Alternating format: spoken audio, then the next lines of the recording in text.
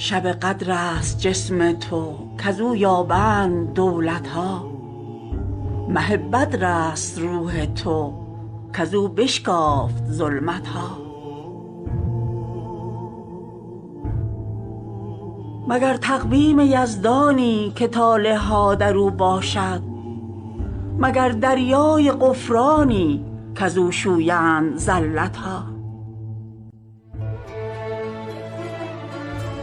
مگر تو لوح محفوظی که درس غیب از او گیرند، و یا گنجینه رحمت کزو پوشند خلعت ها.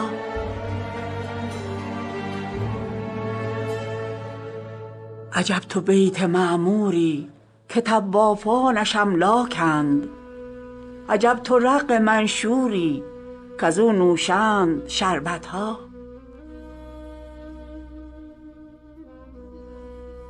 و یا آن روح بیچونی کز اینها جمله بیرونی، که در وی سرنگون آمد تأمل ها و فکرت ها.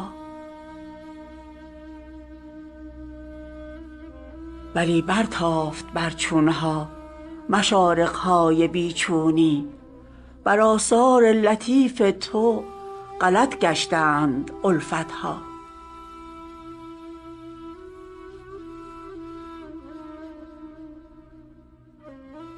عجایب یوسفی چون مه که عکس اوست در صد چه، از او افتاده یعقوبان به دام و جاه ملت ها.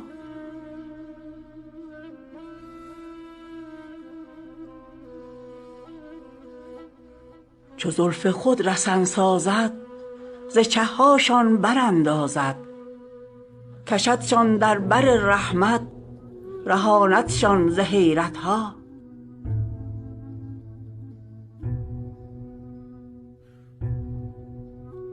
چو از حیرت گذر یابد صفات آن را که دریابد، خمش که بس شکسته شد عبارت ها و عبرت ها.